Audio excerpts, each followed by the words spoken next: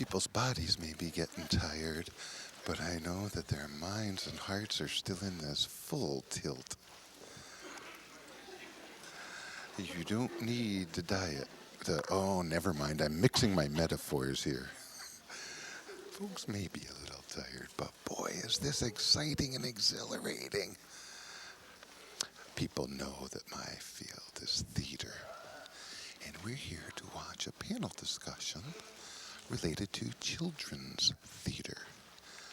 Children's theater occurs in different cities around the United States. I've attended numerous theaters around the United States, and traditional theater, where we've seen how hearing performances occur. As I attended theater, I copied what I saw for my own performances, and I find what these people are doing absolutely exciting. I'd like to let you know how I met each of our panelists. I'm not going to bring them up right away. The ASL literature series picked these people, and exactly the people I'd have picked if I were on the committee. So I'm looking forward to seeing folks in the committee's wisdom. These are the older, wiser people who are now... I taught each of these folks when they were younger, and now they're teaching younger folks themselves. Let me tell you how I met all of these people. Billy Seago, perhaps you know his older brother, Howie Seago. Billy is the younger of the two. Are you still young, Billy? Oh, he's still young at heart, maybe. And I never will catch up to him. You don't need a toupee yet, huh? Maybe I do. I met Billy at the National Theatre of the Deaf NTD play, Parsifal. Parsifal, as it's called. And he'll be explaining about the theater project he works with in Seattle, Washington. Without further ado, I'll let him take it from there.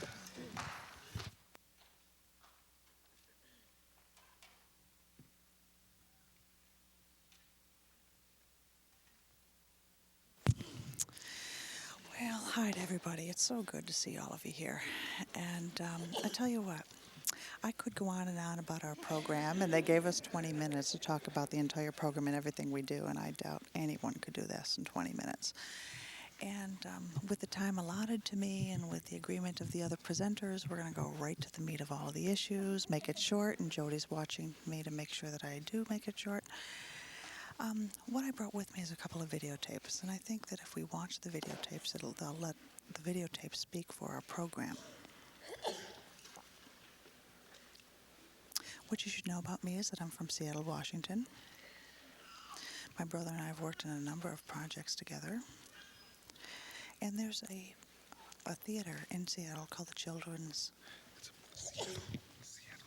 Children Theater, of which our program's housed under.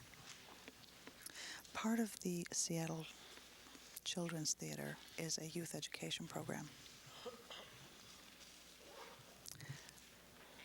Linda Hartzell is the artistic director for this particular theater, and my brother and I both knew Linda very well. They knew our reputations, and in some way Linda had decided that they wanted our work to be a part of the children's education project under the theater. And in its beginning, we weren't too sure how we would be involved. But the Department of Education, a U.S. federal grant, was awarded to the Seattle's Children's Theater to develop a program to bring deaf children into the audience. So with the awarding of this grant, we went to Linda Hartzell, and we saw an opportunity to work in collaboration with each other and have our program involved with the Seattle Children's Theater program. So, with a whole lot of brainstorming and money in our pockets, we got the grant. I think it was like $385,000 for a 3-year program.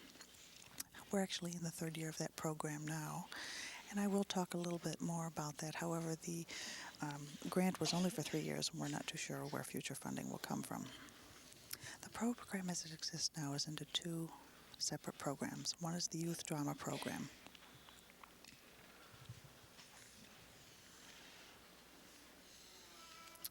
And the first part of that program runs during the school year, and the second part of this program runs only during the summers. The program that runs in the school year is designed in this way. Actually, in its first year, we weren't too clear about what the direction was, but as time went on, we ironed out the bugs and we did what we did, and now our program is off and running. We have residencies designed into this program, and it means that I, my brother, and other deaf artists will go into the school. When I say into the school, I don't actually move into the school, but we stay there for different periods of time. They may be a year, a couple of months, a couple of weeks, and then you leave. So a residency program works in that fashion. Our residency drama program in its first year was 8 weeks in length. And every time we went to the schools, we'd spend an hour or two at the schools. We found that a really short period of time, like 45 minutes, wasn't sufficient. So we'd go about twice a week for a little over an hour every time we went. And we were in the Seattle and Tacoma area, and I could give you a geography lesson at this time about Seattle, but I won't do that. But what I mean is that we didn't stay just in the city of Seattle proper, but went to the schools in the surrounding areas as well. In the Puget Sound school districts and all the schools involved in that, we set up about 20 programs. Now, there are a lot of schools, and each of those schools have special events, and there is a school for the deaf. However, there are some regions that are seriously underserved in terms of the theatrical programs or the ability to get funding to do programs of this type.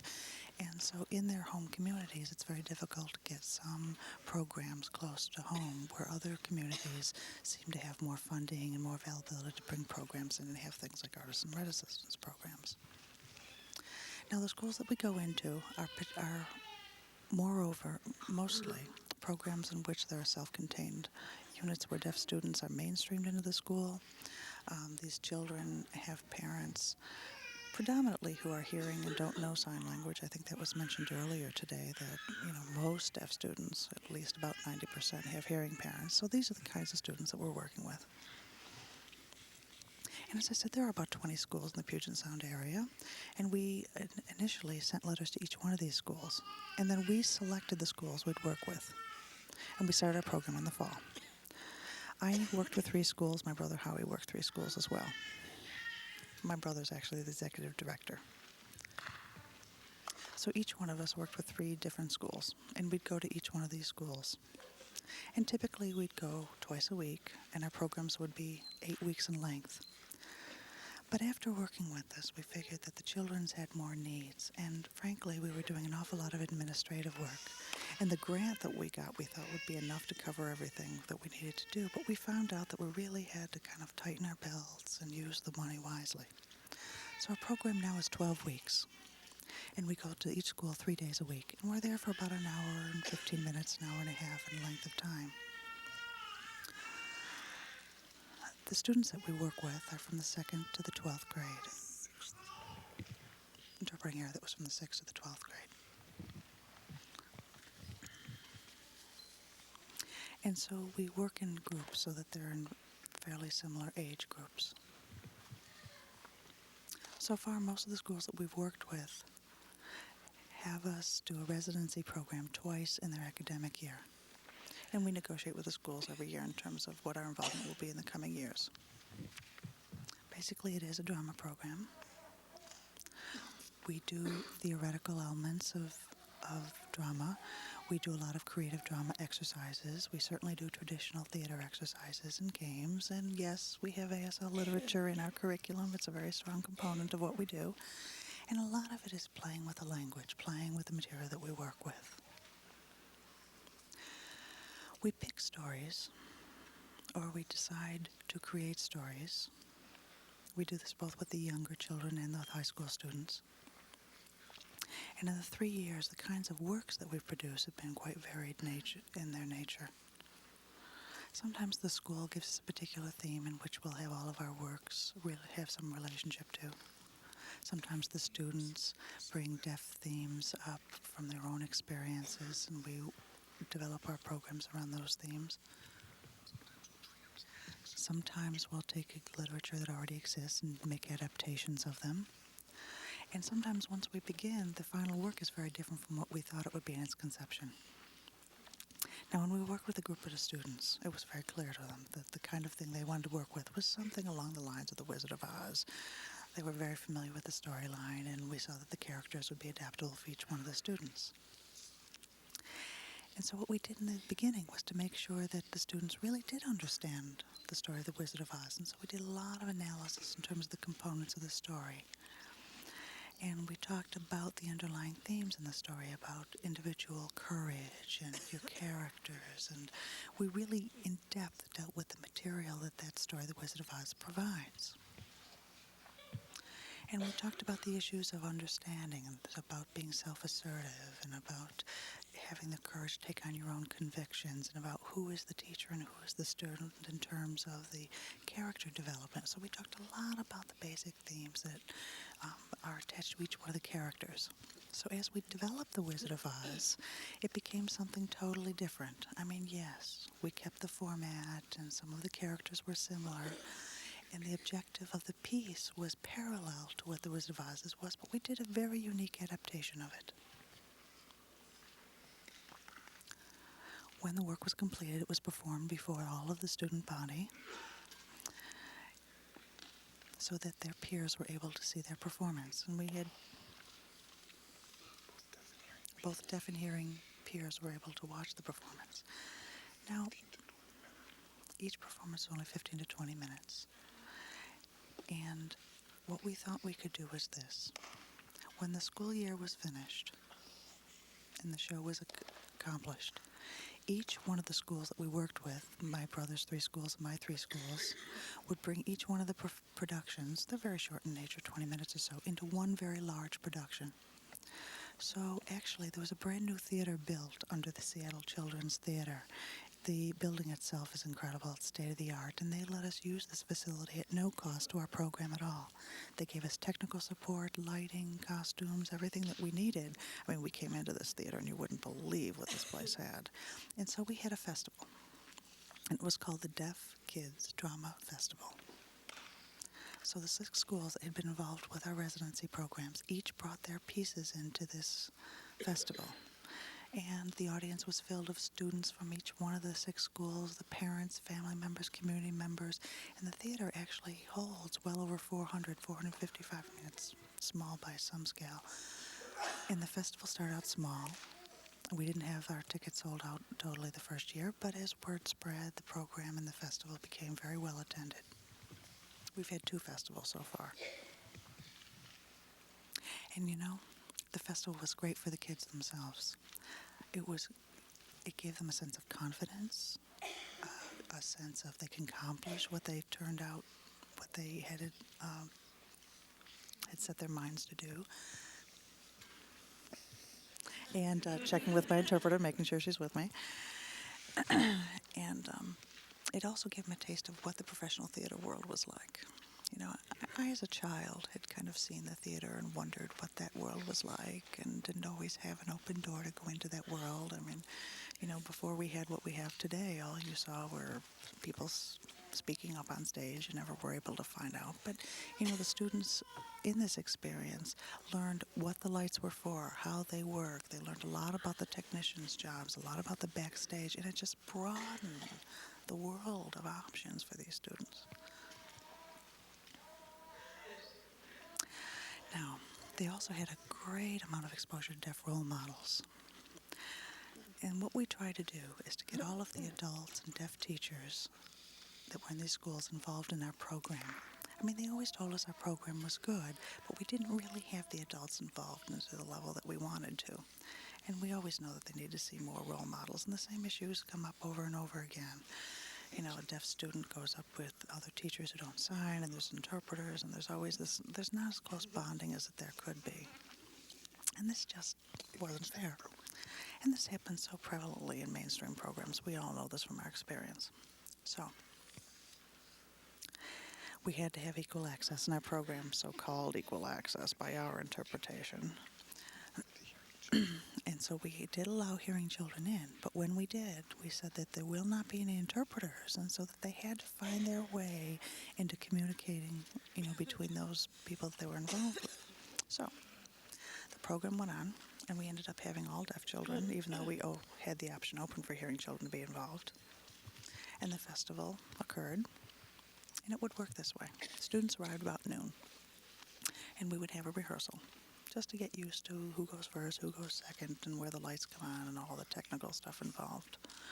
And the stage managers, of course, had to set their lighting cues and etc. And the script was pretty much set, so we pretty much knew what to do, and it was a fairly short rehearsal. But we had a lot of kids under our control, and we just can't control them all of ourselves. I mean, the numbers of kids from 6 different schools, and each production had their own kids. So we had adults come in. I mean, we had to find some way to keep them from running out of the theater, frankly. So what we did is we recruited as many deaf adults as we could, and we called them the Kids Patrol. It was a name that worked for us. So we went into the deaf community and we said, hey, listen, we need all the deaf adults we can. And we went into deaf clubs and we talked about our program and how good it was. And, flattery has always been a skill that I could do. And convincing someone to get involved in one of my projects is something I'm very successful at. So we did that. And I'd say we had more adults responding to our recruitment efforts than I could have, imagined. And what it gave was an opportunity for adults to interact with the children, for them to see role models, and each adult had about 3 or 4 kids under their control. And frankly, when they had nothing to do in terms of the rehearsal, the deaf adults would play with the kids, talk about the show, and it gave us a break in terms of having to just run around and corral all the kids into one place. And frankly, it was very helpful in terms of the entire process.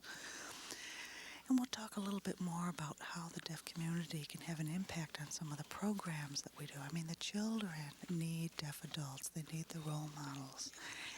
And we, because of the efforts that they were involved with us, we had quite an impact on the deaf community as well. And I think so often, deaf children are not quite too sure what their options are as adults. And I think even adults kind of grow up and we get busy in our own worlds and forget about the children. Children are our future, and if we don't pay attention to that, if we don't give up some of our time to spend time with the children, we're going to lose a great asset that we have.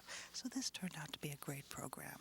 It set a great foundation for the future. It had deaf people involved. It kind of, kids and adults involved, and we got more people interested in this than we could have possibly thought of. Kid Patrol really served as a great bridge. We never could have expected how well this worked.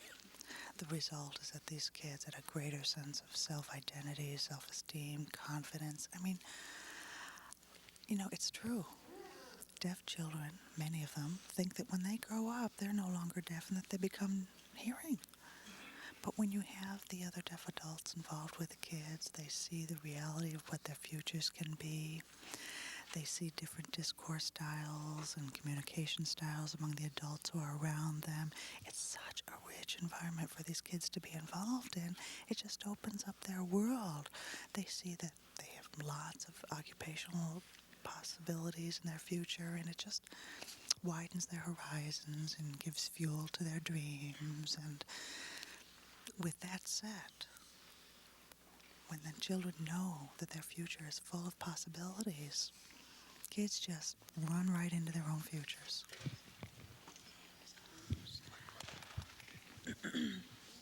So the school program is one part of what we do, and I want to check my time to make sure I'm using it well. You ain't got much time there, hon. Well, let me talk about the other thing we have. What we do is we have a teenager summer theater productions that we run, and it's only for teenagers, so they need to be between the ages of 13 to 20. And what we have is a conservatory program. It's a theater. We have theater classes, and they're very intensive in nature. The program goes for 5 weeks, and the conservatory classes are for half of the day. They do scene study classes, they do improvisation classes, they do stage combat and stage fighting classes, and yes, of course, dance and movement. I knew that there was one more. And so they have all kinds of special topics are handled as well in terms of makeup and production. That program runs 5 weeks. When the production is finished, they have a showcase performance about what they learned in class. Now, during the 5 weeks, the afternoon is a totally different program. They work with me or Howie, who is the director of the programs, and they work in rehearsal for a program that will be produced later after the 5 weeks is done. So we invite deaf people to work with these productions. We have deaf certified stage managers and technical people involved with the production. So it's a full-scale production. And the class, as I said, the conservatoire was 5 weeks. The afternoon composes the rehearsal. Then there's an entire 6th week of which is just totally technical rehearsal. It's everything we do to get the production on stage, the lighting, the costuming, the makeup, all of that happens in the 6th week. And I must tell you, it's done professionally. I mean, how many of you see professional deaf theater? I mean, you don't see very much, do we? And so this show is done at such a high level of production that it's very successful. Now, I have a videotape of just the festival, and I'll just give you a little short glimpse just so you have an idea of what this production level of it looks like. This is the 5-week program. Now, one of the actors in this scene is hearing.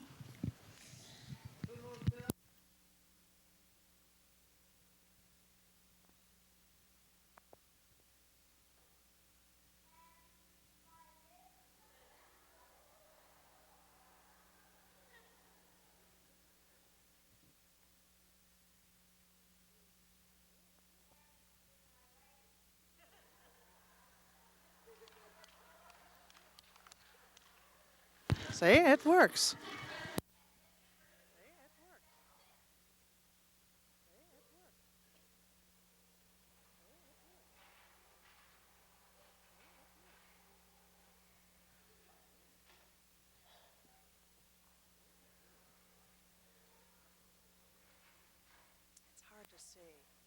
It's hard to see, but it says the fallacies of lip reading.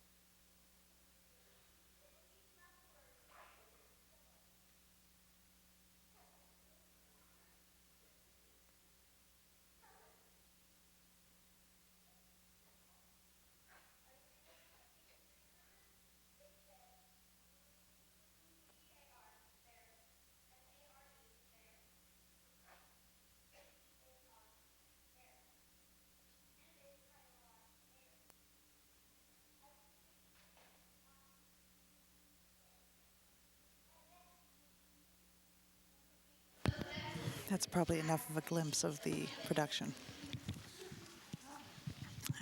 Give me just a minute longer, Patrick, please. I'll be real brief.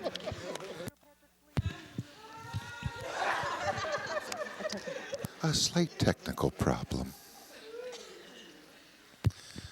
We promised we'd have a fight here.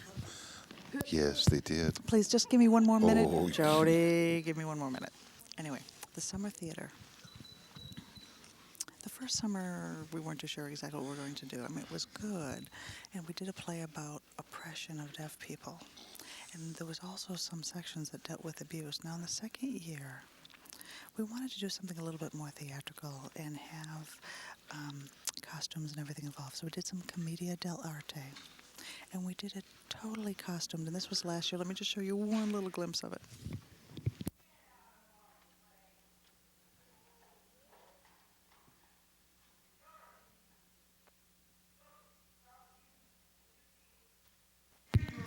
It's fully produced, costumed, lights, set design, period. I mean, it's a full-scale production.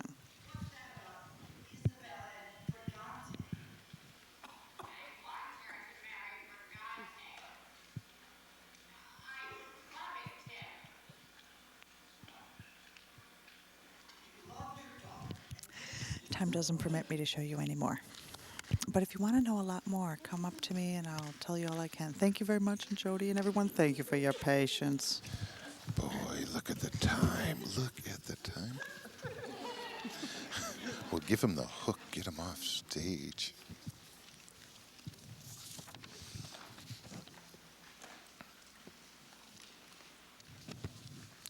Okay, from the west out in Seattle, we're moving to the east of Boston. Really, there are two deaf children's theaters, two women involved in this children's women's theater. Janice Cole was unable to be with us today. Jody Steiner, who's hearing. Well, I met Jody when she was with NTD at the Eugene O'Neill Memorial Theater Center. The O'Neill Theater has a summer program, or a program for college students who can come out to study for a full year there at the theater. Jody was really a novice signer at that point, and she's gotten a bit better as time has gone on. Later, she joined the National Theater of the Deaf, joined the company as a hearing actress. Boy, has she paid her dues and her time in the spotlight. Toured with NTD for 2 years and then settled in Boston, where she worked as an interpreter and also was instrumental in establishing a children's theater program. Without further ado, I'll leave Jody to explain the details. Jody Steiner. Thank you, Patrick.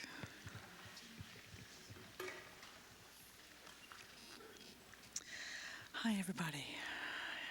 I gotta tell you, I am thrilled to be here. I haven't been in Rochester in a long time, and I'm just glad to be here. Back in '87, there was actually several years ago, there was a poetry festival, and I think that's when we started discussing what ASL poetry was, and one thing led to another, and here we are. You know, there's so much growth and change in our minds, and our hearts have been opened so much that I'm proud to be involved. I'm proud of the accomplishments, and the only thing I'm a little sorry about is that my partner, Janice Cole, isn't with me. I just kind of feel like my better half isn't here with me. You know, I could barely kind of get this together, but everything that we've done has really been a collaborative effort between the two of us. I mean, we couldn't have done any of this one without the other. And we typically do our presentations together. So the empty chair at the end of the stage is not empty at all. Janice Cole is right there, or at least her work is with us today. You know, Billy did steal my time. I'll let him know he did, Billy. I mean, it was interesting to hear his story about his program because it's very similar to ours. Our program is set in Boston, Massachusetts. It's called the Pa Deaf Youth Theater. Let me explain a little bit about who, what, and where is involved in this company. Janice and I taught for 3 years at the Boston School for the Deaf. It was a day school for the deaf. It's one of the oldest day schools for the deaf in America, and it originated as an oral program and later changed to a total communication school, and it's struggling now with its sign program. Anyway, we taught at the school for about 3 years. We did an artist in residence program. We worked with the teachers, we worked with the development of their curriculum, we worked in storytelling classes, and in the school system, we felt a little limited. We always had to fit into their program. I mean, we did have some teachers involved, and it wasn't clear about what their involvement should be. We felt more like we were babysitters sometimes. The teachers left, and we felt like, we were just taking care of the kids.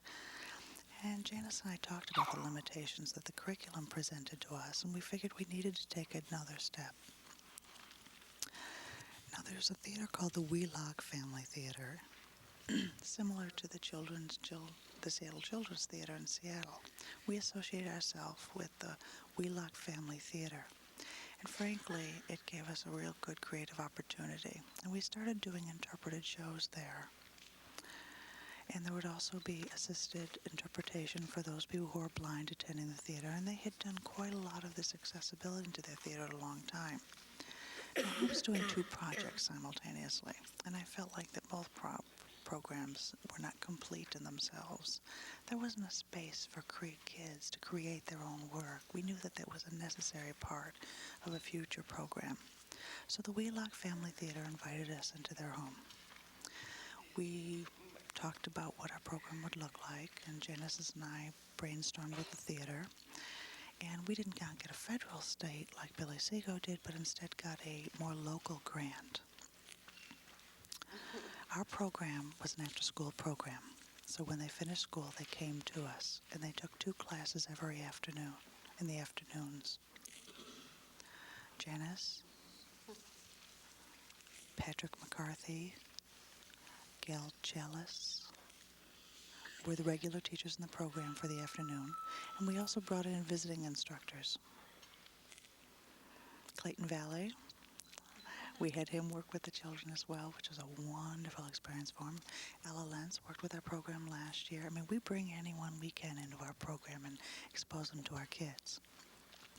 Last year, Michael Lamatola was also involved with our program as a good longtime friend of ours. We had him directing one of the programs that the children did.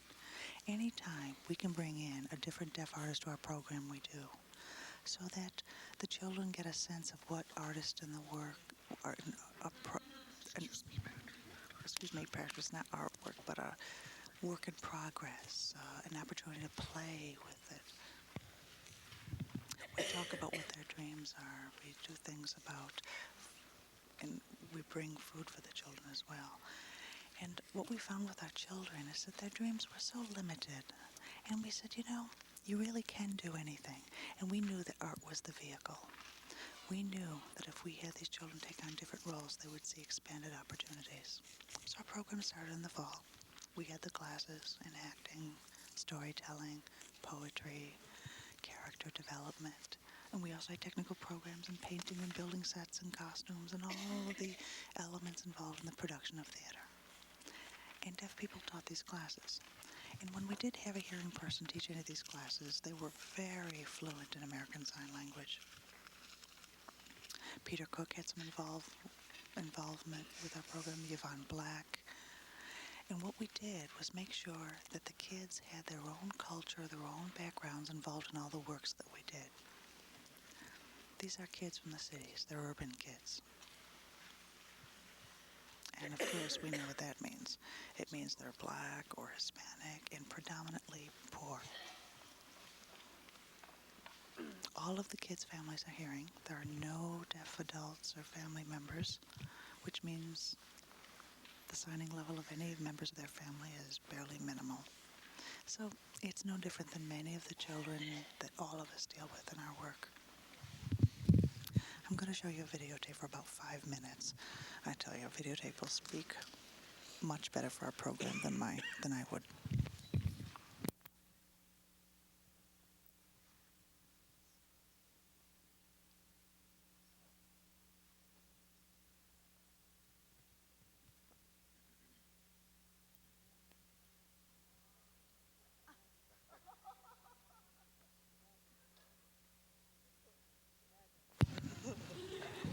Imagine a television telling me what to do. This day and age.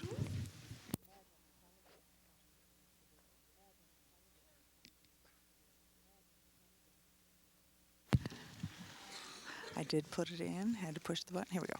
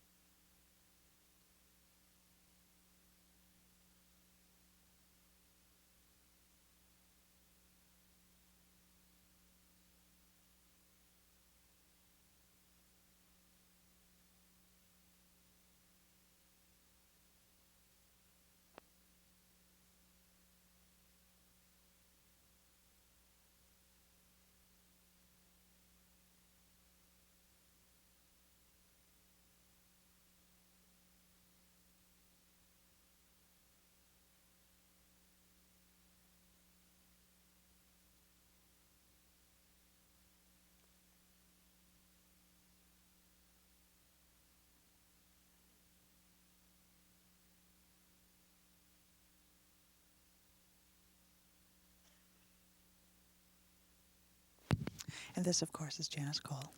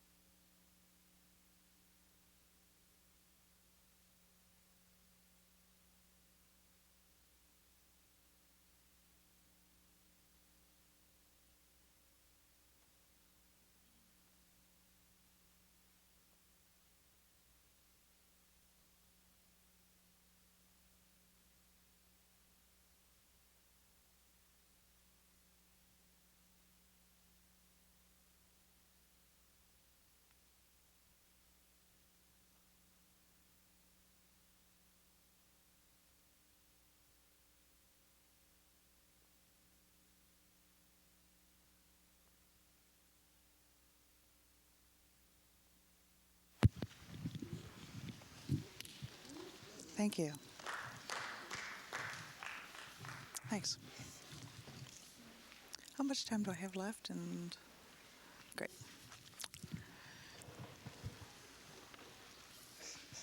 There is one thing that I want to talk about for a little bit, and that is identity and culture. The kids have their own culture, and many of them strongly identify with the black culture, their Hispanic culture, and whatever other cultures their families come from. And so we don't work just with their own deaf identity or try to instill just deaf culture in the works that we do. The Pod Deaf Youth Theater became this way. We decided on the name as a group. We talked about it. We divided the group into half. And one wanted to name the theater the Rap Theater. And the other the other half of the group wanted to call it the Pod Deaf Theater. And actually, it was a tie vote between the two groups. And Janice and I looked at each other and tried to figure out with which name we would go for. So we asked the group to vote for the second time. And still, Rap Theater came up with just as many votes as Pod Deaf Theater. And we wanted to honor their requests, and we didn't know how to break the tie. And so we asked the kids if Janice and I could be the tiebreaker. So we thought we would both vote, and it would force, our opinions in on the vote. And as we worked, frankly, later, we did provide hip-hop dancing. We provided classes in drumming. The show that you just saw didn't show you what we did, but there was a lot involved with African drumming and African dance, and many of the deaf community came in to saw our program and said, why is it that a deaf theater company is introducing drumming and dance into their programs? But I have to tell you, it's a part of their lives, a part of their interests, just as much as a lot of what Evan Black put into her performance the other night, that music is a strong association of a part of their culture that we need to bring into their work. So we found ways to bring in all of the elements of each other's cultures into the work that we do.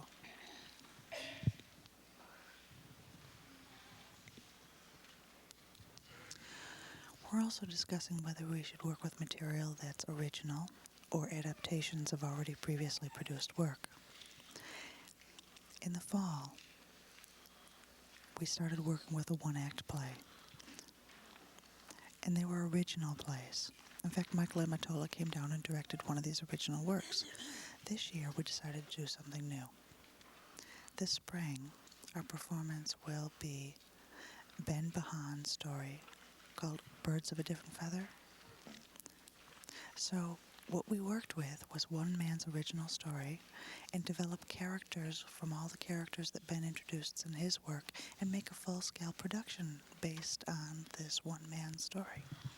And it's a thrilling project. It's really working out to be a piece that we are going to be very proud of. And our script doesn't come from printed words on a paper, but comes from the videotape of Ben's work. And we work through improvisation to develop the piece to its end product.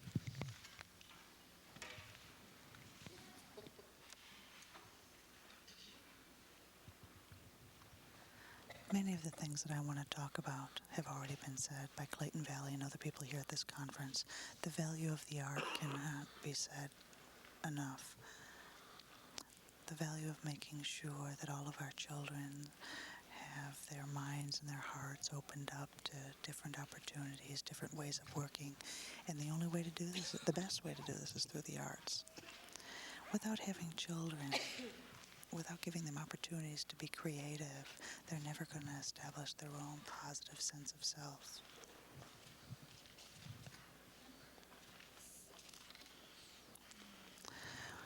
All of us on the panel want to make sure that we leave enough time for question and answers at the end, but I do want to talk about some of the problems we encounter. There are not that many teachers who are deaf and experienced in teaching. Many people come forward and say, I can teach, but more often they're people who have a sense of their own art. And we just don't have enough teachers to bring into our schools. Now, there are a couple of us standing on the stage tonight, and any of you who want to give us your names, please do, so that we can bring all of the deaf artists into our program. The second thing we'll all talk about is funding. Where we get our support has always been a problem.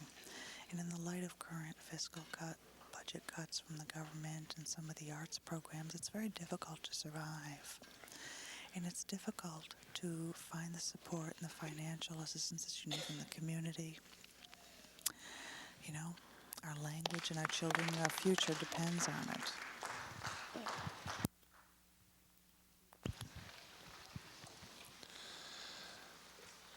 Billy, Billy, Billy, Billy. You lost the bet.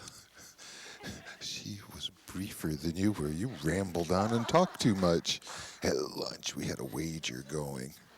And Jody bet that Billy wouldn't be able to stay within the time limits. And boy, she won that bet. Okay, our third presenter here on the panel is local from here in Rochester, Dennis Smith. I taught here at NTID some time ago, and Dennis was one of my students taking classes.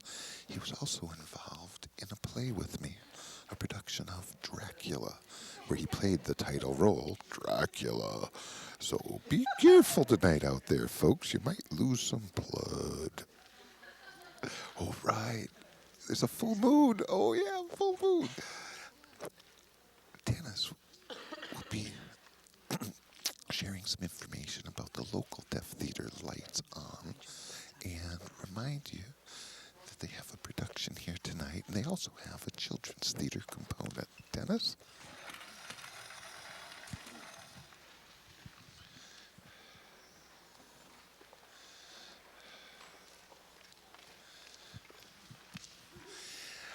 Thank you very much for being here today. I'm really thrilled, and this is my first time to actually present to this sort of audience. So I'm a bit nervous. I'm used to teaching children, and they're kind of young and cute. But presenting to adults is a bit nerve-wracking for me. So it'll be a learning experience for me here today, and I'm really glad that you've had me come. Anyone know where the on-off switch is for this thing?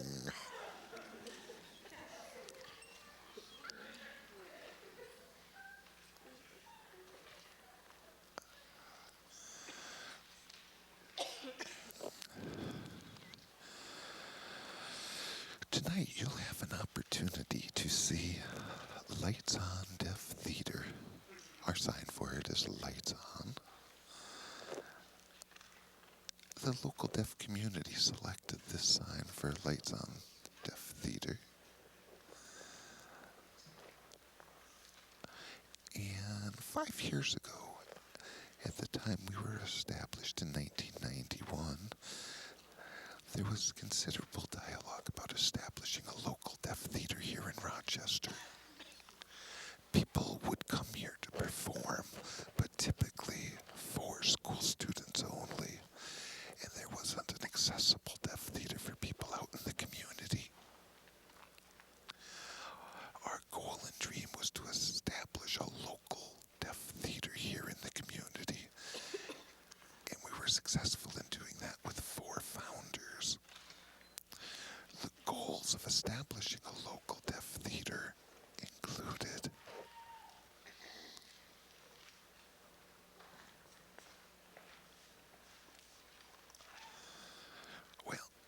to preserve deaf culture. We wanted to see deaf culture continue so we could pass it on to future generations.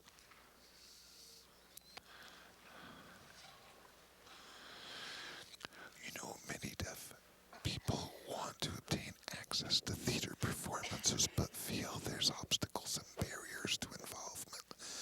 We at Lights On want to offer all of the deaf community opportunities to be involved in different roles at different levels, and our top priority is deaf people. Certainly we work with hearing people, but we feel that our first priority is deaf people. There's so many other opportunities open to hearing people, and they have all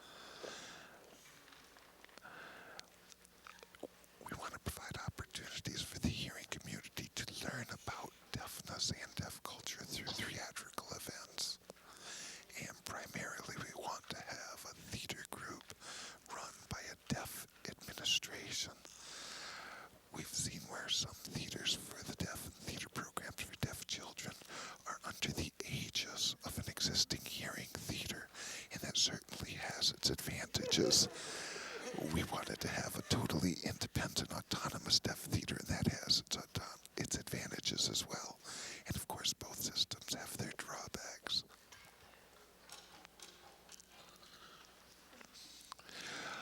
Patrick was our first director at our very first show that we put on as Lights On 5 years ago.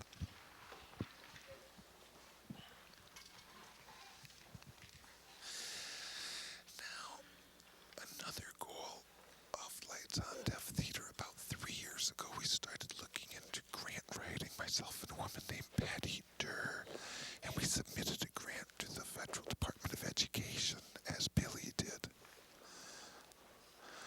And sure enough, we were awarded a $300,000 grant for a 3-year period.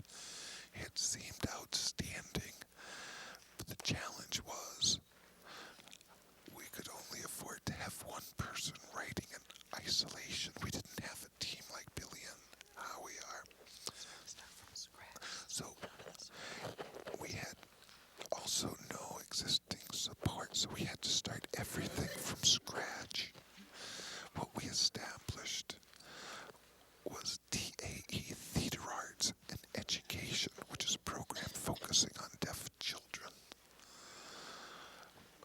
We provide workshops going out into the local schools, and, well, I'll use the abbreviation AIR for Artist in Residency. We have an Artist in Residency program where we go out into the schools and present various programs in the schools, often storytelling, to mixed groups of deaf and hearing audiences. Deaf and hearing school children were required to be accessible to all children, both deaf and hearing, because of our federal grant, similar to the program Billy's involved with. And we seek out both residential schools or schools with mainstream programs or public schools. So we go on an Artist in Residency program 3 times a year, and I'd like to show you a videotape of the work. Oops, where's the remote?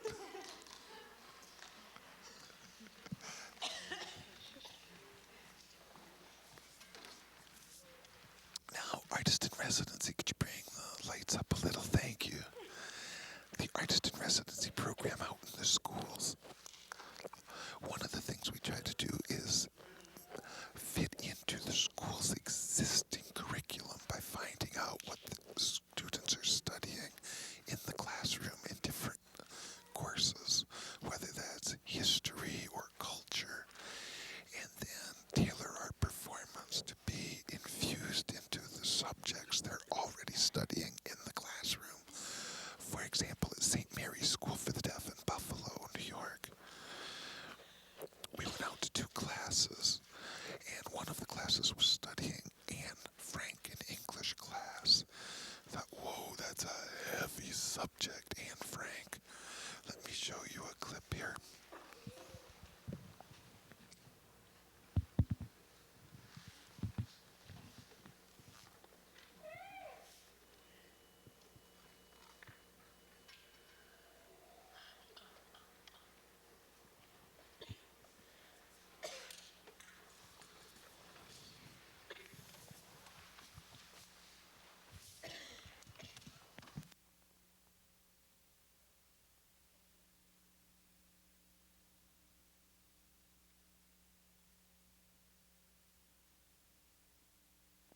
Now, this scene takes place in the attic.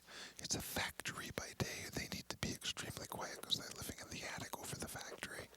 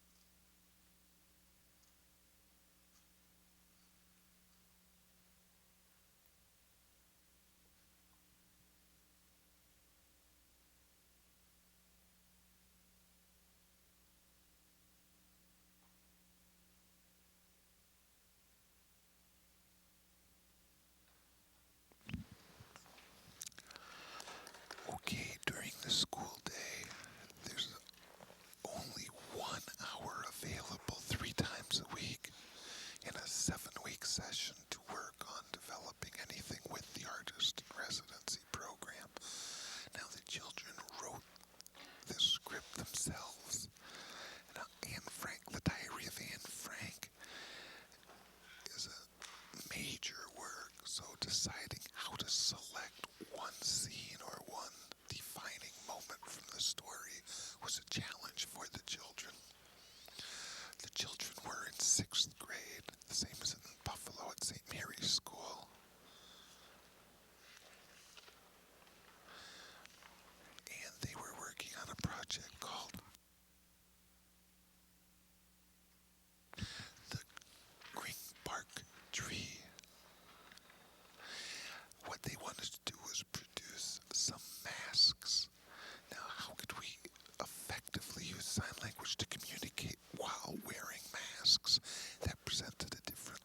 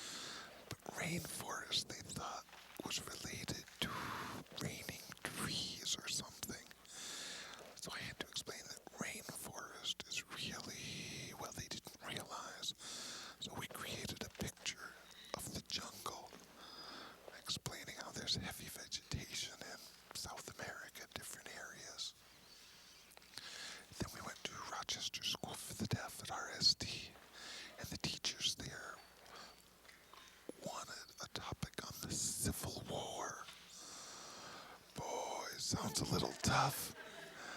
Civil War, not exactly your shoot 'em up from cable TV. Again, we needed to extract some defining idea. And what we used was a marriage between a northerner and a southerner at that time period. Oh, we used the theme of a mother with two sons, one fighting for the north, one fighting for the south. Oop, excuse me, hold on the Civil War. This is younger children, 4-year-olds. Playing, I thought, wait a minute, 4-year-olds, how are they going to communicate about the Civil War? These are 4-year-olds from a deaf family, and we were teaching them just some different fun play activities related to rhythm. They were learning about the issue, the little train that thought he could, and they're learning how to follow rhythm based on that story, the little train that could. Let me show you this clip.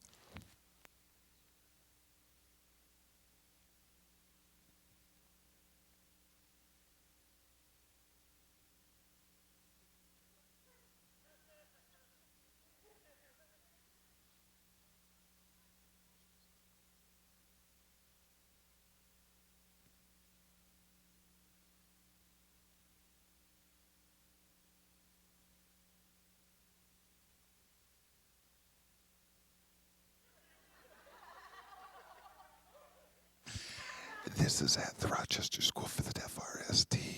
Now here's the Civil War segment.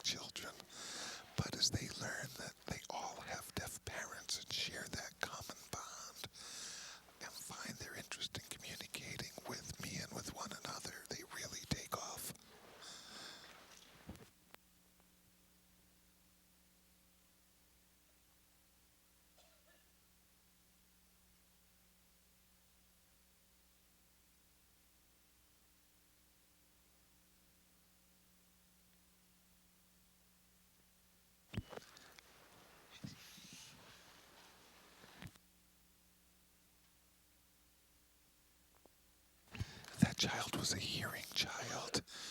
You'll see an ABC story here.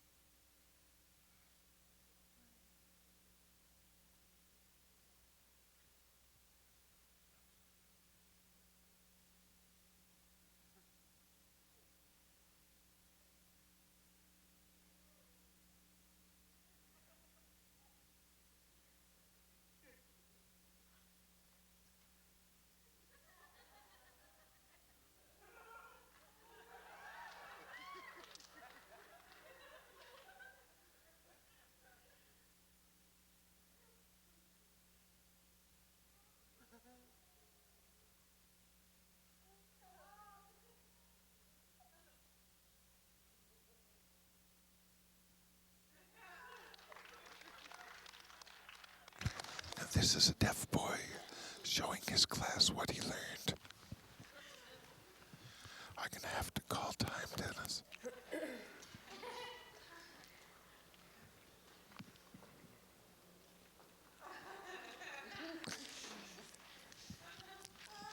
One last closing.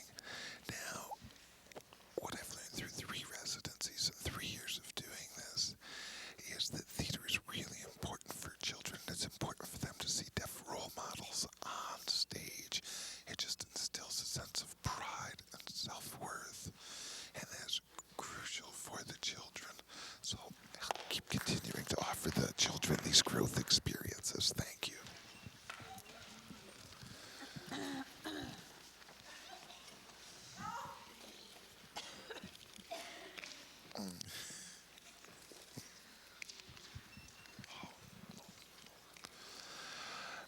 Next, how much time do we have left? 15 minutes altogether.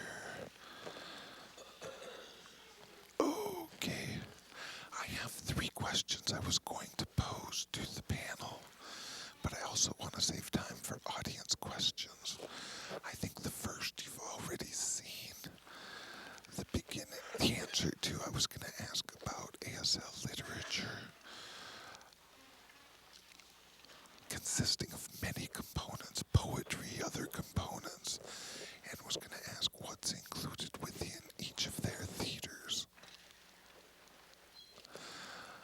But at this point, I'd like to ask a second question. With the current fiscal climate and so many cuts in funding, how do your theaters deal with the difficulty of raising funds?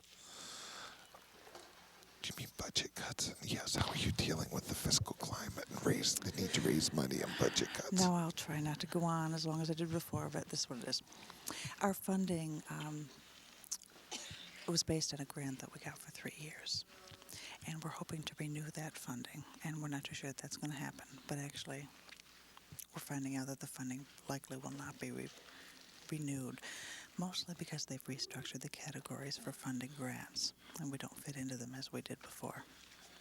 And so we've asked for other funding sources, whether there was any possibility, like the NEA has had cuts at the federal level that's affected all of the local levels as well. And because there's been a 40% cut in the national budget, it's affected the regional offices, and so we're not having access to the funding sources that we normally would. So, of course, we're not in priority for the money that is left to the NEA funding, because a lot of the regional theaters get that. So we're not finding some of the traditional funding sources available to us, and it is difficult to keep our program alive. And we have a couple of ideas. One of the things we're doing is get the parents and teachers involved in our programs. I agree 100%. I mean, Is we're it just Jody? We're figuring that with all of the cuts, we've got to do something to keep it alive. I mean, the deaf community is all behind us in terms of keeping our program going, and we're saying, listen, we can't do it unless you get involved with us. So this is how, we show our budget to anybody who wants to see it. So the deaf community sees exactly what we have to work with, what our expenses are, and they are helping us come up with ideas for fundraising. And we're asking members of the community if they have any particular skills in terms of grant writing or anything else that could help us do that. Then we involved members of the community in order to do that. And we say, if you don't know how to do funding, if you don't know how to write grants, if you know someone else who can do that, send them to us. So that's our first step. And we also try to see what everyone knows in terms of what are the available funding sets. We go to the private funding sources as well. And one of the things we found is a little bit about what Peter Cook said this afternoon. I think he really hit the nail on the head. In that the arts and education programs need to be into the deaf schools as well, because Peter's right that in this fiscal climate, there's a lot of difficulties in deaf education. And frankly, it's the arts education programs that can make a lot happen there. And you're right that we can't focus just on grants for education, but we need to take a different approach. We need to convince the funding sources to stop thinking that our programs are only arts programs, that our arts programs are effectively impacting educational programs and actually improving the general education of deaf children, and that's what our programs do.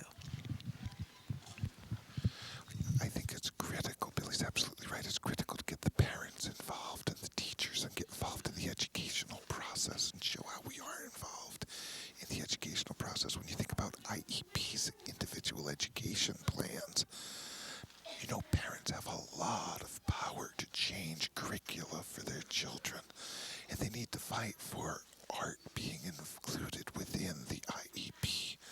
Also, children learn through art and drama. You're absolutely right, Billy. Most of our kids are troubled with a variety of learning problems. They aren't real strong in language skills. But on stage, where you can tap into fun and creativity and the environment's more open, wow, can they take off? And when parents and teachers come to see a show, often the parents themselves say, my kid did that. Wow, I didn't think they'd be able to do that. And the teachers have that same response. Well, Randy can sign. I didn't realize he could do that. Or she can handle a role like that. I didn't realize they could do that. So when you get the parents and teachers involved in the process, you have much more of a power base. And politics is key. How many people here vote? Well, politicians count votes. And the country is changing. Everything's focusing on business, money, and the bottom line. There's much less focus on education, and what education there is seems to be vocational. People are interested in training for jobs. So there are really some educational issues involved with all of this. And we can't remain isolated as individuals. We need to work together. We need to approach national companies. What's it? Kodak that's here in Rochester. Kodak, not Kellogg. Kodak. The Kellogg Foundation is certainly a national company, or a local corporation like Kodak. We need to work together to write a $2 million grant that we can then share and divide up to fund all of our programs. Working on an individual basis, we're not nearly as strong as we are working collectively together.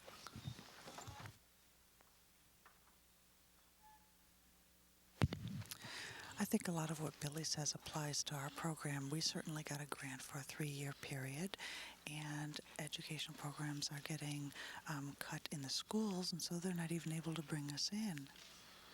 Now, Lights On has some separate funding. Some of it is for the education program, and the other one we get private sources of funding from the community and from private foundations, and that kind of keeps us running in terms of our operational budget.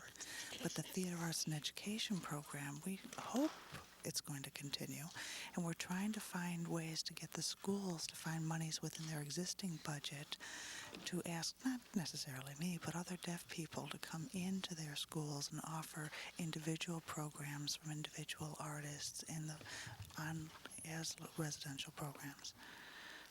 So I think all of our ideas will work. I know that collectively we can do an awful lot, and I think that even ASL Literature, this conference, may be able to set up a fund. Let's think about it. Why can't we support us as a group, support arts and education? If ASL Literature is the key, and this is our children is the key, we ought to set up our own fund right from this conference to do this. Fine. You know, we always take great pride in being deaf, but I think in some ways we're really concerned about being treated as second-class citizens or allowing hearing people to have control of our programs. And there's a concern and fear about hearing administrations. So, two of your programs are under the aegis of hearing organizations. How do you feel about autonomy or being under an organization? Actually, our program is under the Wheelock Family Theater, and the Deaf Youth Theater is under this. Now, you have to understand, there are two of us working in our program, and I am hearing. My partner is deaf, and we work together, and we have our own powers, frankly, between our own program. I don't know how we're going to solve it, but I think the key is always to communicate constantly, consistently, and making sure that the funding agencies know about us. Now, our Wheelock Theater has a great reputation. We're often able to get funding because we're associated with them. They frequently give us their facilities at no cost, and that helps us out quite a bit. The kids have been going to see shows at the Wheelock Family Theater, and so now what we're doing is bringing the kids not into the audience, but right on stage. And I see that in someday we may have an independent company at some time in the future. I'm not too sure if that's going to happen. But as a hearing person, what we like to do in our company is showing that hearing and deaf people do and can work together successfully. There's a particular child in our program who is 14 years old and loves the theater. I mean, the bug is bitten. And now this person says, I want your job. I want to be the director of this theater company. And I says, honey, you go out, get some self-training, you come back, and yes, take the job. But what a wonderful thing that a child of this age is thinking about the possibilities of directing a company in a program like ours.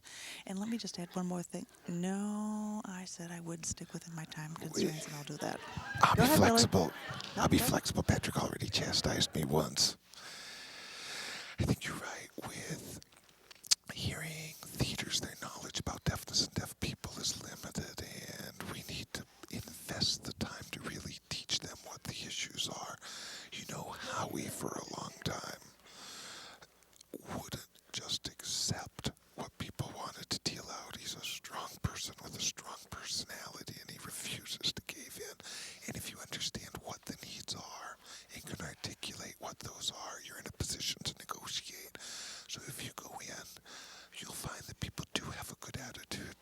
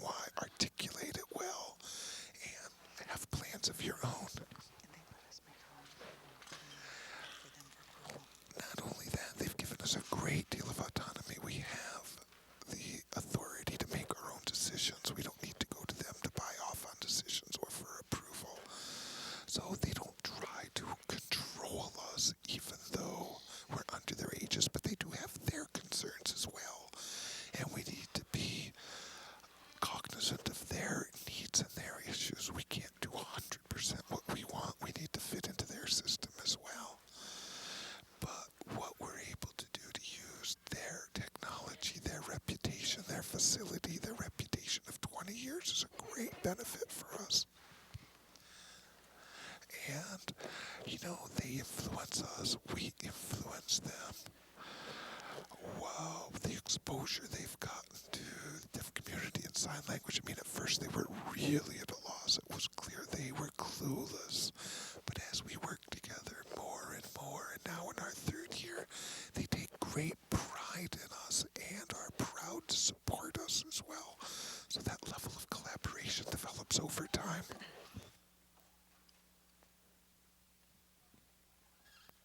How much time is left? We've got 5 minutes left. Where's our timekeeper? Where's our copy signer? Hello. Any questions from the audience?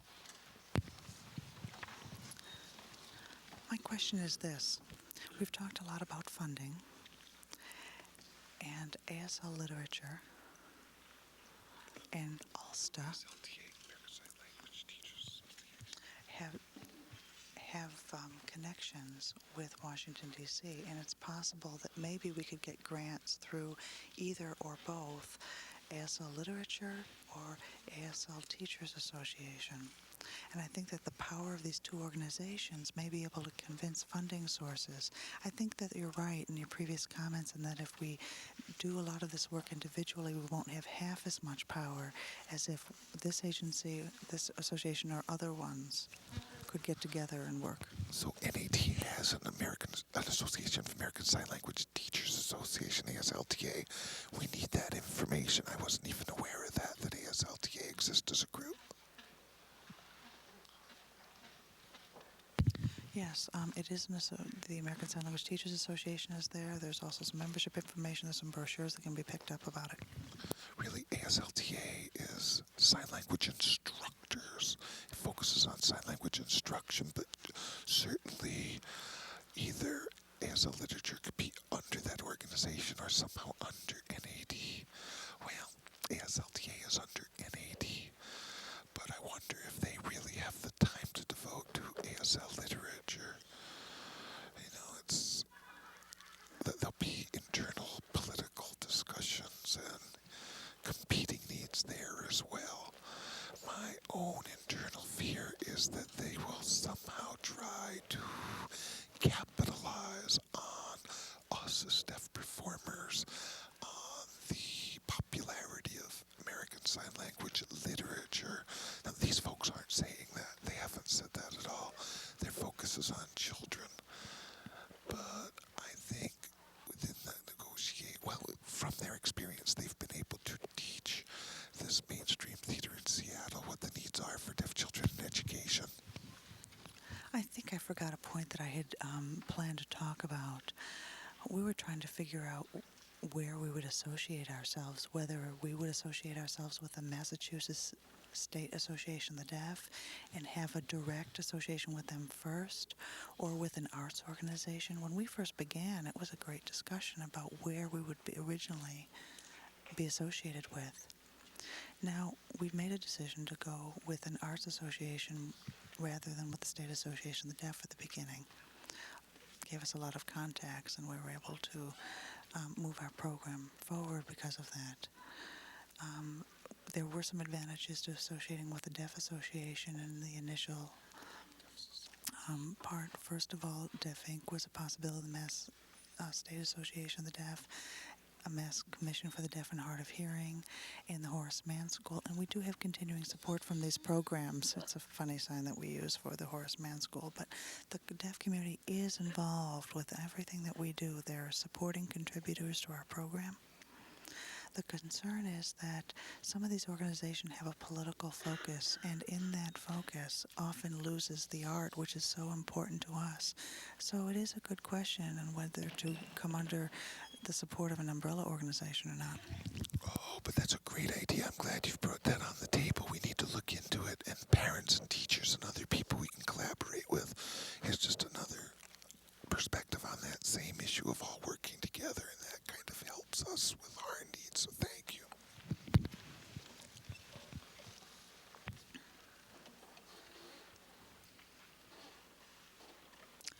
As I've looked at the samples of language from each one of the videotapes you've shown, I see a lot more use of English structured language than American Sign Language. And it's probably a good time at this age to introduce American Sign Language to these students. There's so many deaf students in mainstream program, and they're not getting good language exposure from any deaf people who's a role model. And as well, students are being faced with criticism in their own language on a daily basis in these schools.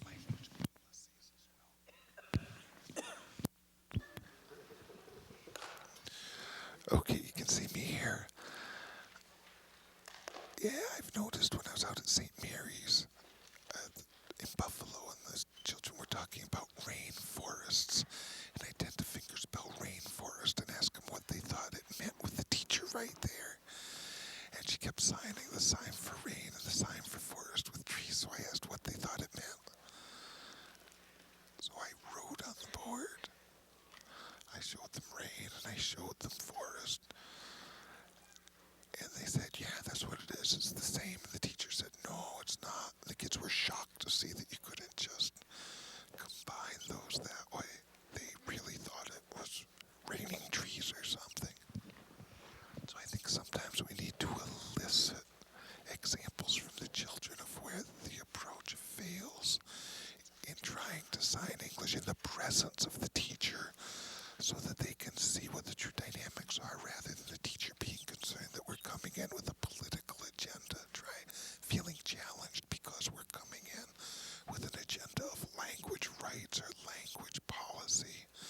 We need to demonstrate for the teacher the educational effectiveness, perhaps, of some other techniques. And the rainforest was a perfect example of how that happened. So, reluctantly, the teacher allowed us to go on with what was effective. Let me continue the discussion on this. You know, children at this age are so malleable. I mean, you can just put them in one direction or the other. And you need to let children decide for themselves and let them pace themselves at a time and in a way in which they can. Now, I don't force them to go in any particular direction, but I just kind of, whet their appetite. I give them all kinds of choices, and the kids take it upon themselves. And that's the way that they most effectively learn. Now, children need to be motivated. When they're motivated, they will learn faster than you'd ever believe.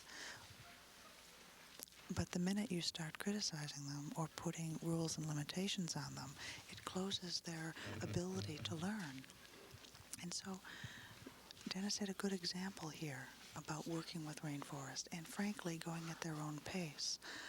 So you can't force American Sign Language literature in the schools and in students all in one lump sum. Let me play devil's advocate here. How can the children decide for themselves when they've never been exposed to